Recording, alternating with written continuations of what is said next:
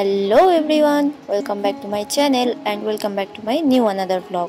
তো আগের ভিডিওতে তোমরা দেখেছিলে জন্মদিনের সকালবেলা আমি গিয়েছিলাম দক্ষিণেশ্বর মন্দিরে পুজো দিতে। নেক্সট পার্টটা আমি এখান থেকেই শুরু করছি। বাড়ি এসে আমার শরীর খুব খারাপ লাগছে, জন্য ও বসেছে করতে, আমি সাথে রয়েছি হেল্প করে দেওয়ার জন্য।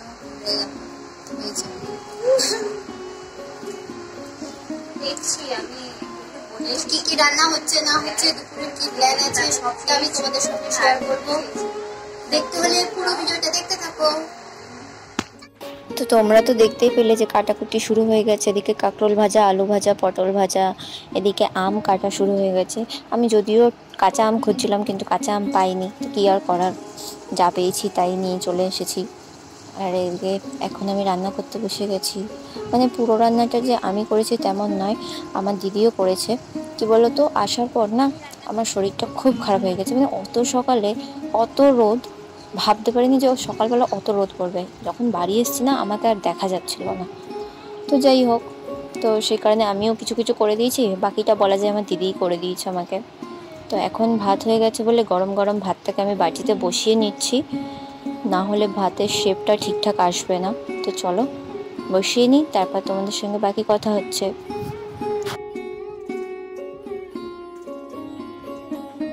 রান্না করতে গিয়ে আমি শেষ। তারপর দেখো এদিকে মাংস কষানো হচ্ছে আর এদিকে চাটনিও বসিয়ে দিয়েছে। মানে পুরো শেষই হয়ে গেছে প্রায় রান্নাবান্না। তো এখন আমি কিছু ডেকোরেশন করবো, সেই কারণে গুছিয়ে নিচ্ছি। এখানে গাঁদা ফুল এনেছিলাম, সেগুলোকে এখন কুচিয়ে কুচিয়ে রেখে দেবো, যাতে পরে আমার সময় কম লাগে, তাড়াতাড়ি সব কিছু গুছিয়ে নিতে পারি। আর দেখো আমি ফুলগুলোকে কুচাচ্ছি দেখে আমার দিদির ছেলেও চলে এসেছে, এসে বলছে আমাকেও দাও, আমিও কুচিয়ে দেব। তো আমি প্লাস্টিকটা ধরে রেখেছিলাম আর ও কুচিয়ে কুচিয়ে ওর ভেতর দিচ্ছিল, তো সাহায্য করছিল আমাকেও। তো দেখতে দেখতে কিন্তু অনেকখানি আমার কুচানো হয়ে গেছে। এইবার তোমাদের একটা জিনিস দেখো, অন্যদের জন্মদিন, আইবুড়ো ভাত, স্বাদ, এরকম নানান রকম অনুষ্ঠানে আমি মাটির থালা ডিজাইন করে থাকি, কিন্তু নিজের জন্মদিনের জন্য কিন্তু আমি সেটা করিনি। আমি চেয়েছিলাম কলা পাতা দিয়ে সাজাতে, তো সেই কারণেই আমি কলা পাতাগুলোকে গোল গোল করে কেটে রেখে দিয়েছিলাম আগে থেকেই। সেগুলোকে এখন ধুয়ে নিচ্ছি। আর দেখো তারপর দুপুরের দিকে একটা পার্সেল এসেছিলো, আর এই পার্সেলটা কিন্তু আমি অর্ডার করিনি। প্রতি বছর আজকের দিনে এই ধরনের পার্সেল আমি পেয়ে থাকি। তো পার্সেলে কি আছে না আছে সেটা আমি তোমাদের নেক্সট ভিডিওতে শেয়ার করব। তো দেখো রান্নাবান্না তো হয়ে গেছে, এখন সাজানো চলছে।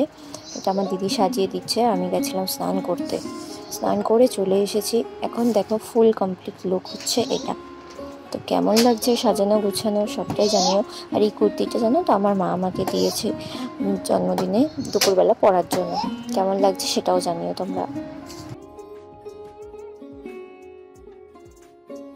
তো এখন আমার মা আমাকে আশীর্বাদ করছে, আর এই ধরনের অনুভূতি আমি মানে জীবনে প্রথমবার পাচ্ছি।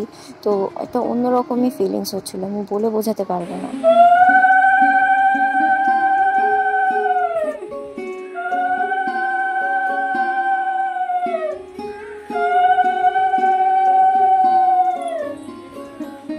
তো দেখো আশীর্বাদ শেষ করে আমার মা আমার মুখে দই দিয়ে দিচ্ছে। অ্যাকচুয়ালি এখানে পায়েস খাওয়াতে হয়, কিন্তু আমি পায়েস খাই না, তো সেই কারণে আমার মা পায়েস করেনি।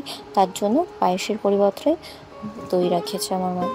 তো তো সেই দই আমাকে খাইয়ে দিচ্ছে। আর তারপর আমি আমার দিদির ছেলেকেও বলছিলাম যে একটু আমাকে খাইয়ে দে, তার জন্য ও এসেছিলো খাইয়ে দিতে। তো সব কিছু শেষ করে আমি খেতে বসে গেছি, আর আমার সাথে আমার দিদির ছেলেও বসে পড়েছে, কিন্তু ওর খাওয়া হয়ে গেছে, তো সেই কারণে ওকে আমি একটা শসা দিয়ে দিলাম। তো এবার তোমাদের সঙ্গে বলি যে খাবার মেনুতে কি কি ছিল। খাবার মেনুতে ছিল ভাত, ডাল, আর 5 রকম ভাজা, যেমন আলু ভাজা, পটল ভাজা, বেগুন ভাজা, বরবটি ভাজা, কাঁকরোল ভাজা, সাথে ছিল মাংস, চাটনি, পাঁপড়, দই, মিষ্টি, লেবু, স্যালাড। এই ছিল আমার মেনু। তো এটাই আমি সিলেক্ট করেছিলাম। আমার মা বলেছিল একটু অন্যরকমভাবে করতে, কিছু অন্যরকম রান্নাবান্না। তো আমি বললাম না, বেশি কিছু করতে হবে না, খুব সাধারণভাবেই এইভাবেই আমি করব। তো সেই কারণে আমি এই রকমই মেনুটা সিলেক্ট করেছিলাম। তো চলো এখন খেয়ে নিই, খেয়ে নিয়ে তারপর তোমাদের সঙ্গে কথা হচ্ছে।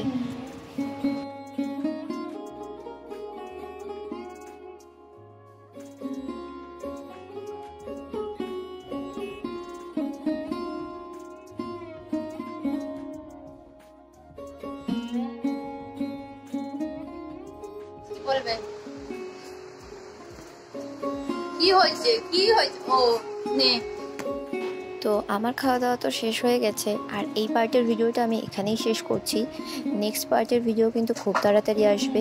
আর এই ভিডিওটা তোমাদের কেমন লাগলো অবশ্যই জানিও কমেন্ট করে। ভালো লাগলে একটা লাইক করে দিও আর চ্যানেলটাকে সাবস্ক্রাইব করে নিও। টাটা।